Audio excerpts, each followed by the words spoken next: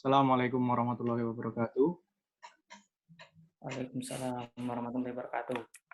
Saya Danang Akmal Habibi.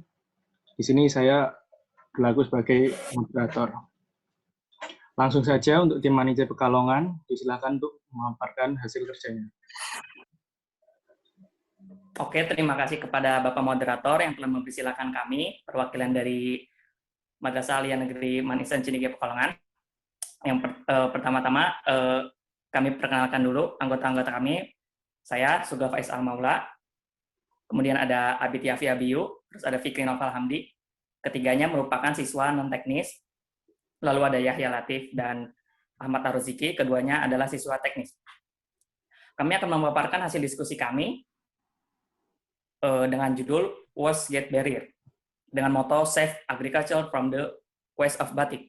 Jika diartikan adalah pintu penahan dan lindungilah pertanianmu dari limbah batik. Oke, slide selanjutnya. Oke, jadi apa sih yang melatar belakangi proyek kami kali ini?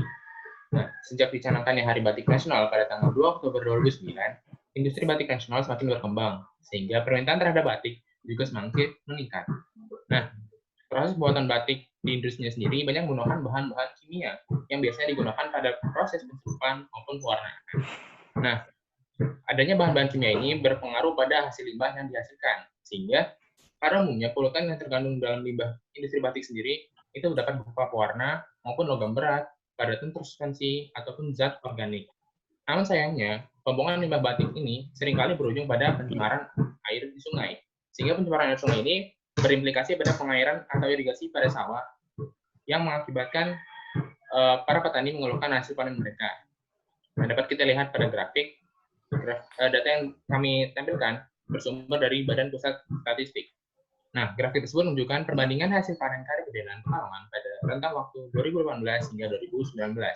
Nah, dapat kita lihat bahwa Pekalongan sendiri dibandingkan dengan dua kabupaten lain yaitu Pemalang dan Tegal memiliki tingkat yang lebih rendah di antara keduanya dalam indikator luas panen, produktivitas, dan juga produksinya. Nah, jadi apa sih permasalahan yang kami ambil dari proyek kali ini?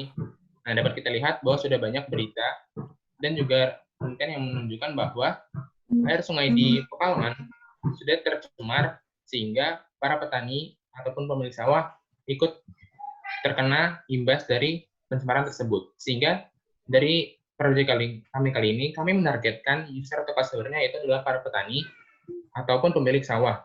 Dengan problematika yang mereka hadapi, yaitu hasil sawah mereka itu juga ikut terimbas akibat pencemaran sungai pada irigasi atau pengairan yang menuju sawah di daerah Pekalongan. Lalu solusinya apa?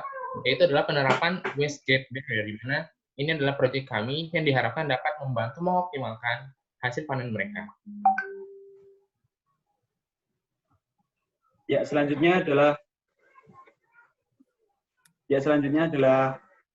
cara kerja alat ini. Jadi kan untuk aliran sungai menuju irigasi sawah tidak selalu airnya bersih dan tidak selalu airnya kotor. Kotor yang dimaksud mengandung limbah batik tersebut. Oleh karena itu, kita menggunakan pengambilan data menggunakan Arduino yang jarak sekitar beberapa meter untuk dari pintu air supaya dapat mengambil data sampel air bersih atau kotor tersebut. Lalu, langkah yang selanjutnya, jika terdapat limbah batik pada aliran tersebut, maka pintu air tersebut akan menutup yang menuju ke sawah dan dibuka pintu menuju ke IPAL atau tempat untuk penyaringan limbah tersebut supaya yang masuk ke sawah alirannya benar-benar air bersih. Nah, selain itu data yang diambil tersebut juga dikirimkan kepada ponsel atau web untuk mendapatkan data air hariannya dari aliran tersebut dan dapat pengontrolan otomatis untuk pintu tersebut. Lanjut.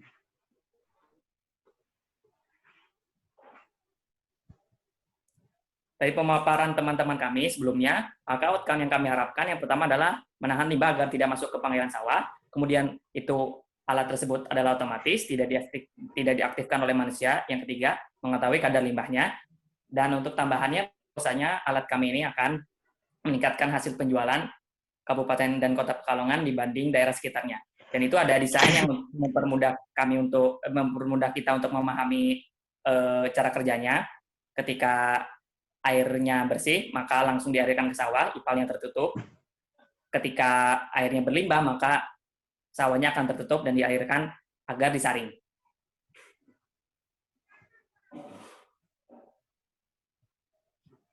Apa sih keuntungan dari alat tersebut yang kami berikan kepada pemilik sawah?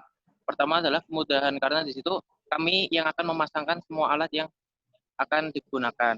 Terus kedua, kami akan memberikan kenyamanan, karena dengan alatnya tersebut limbah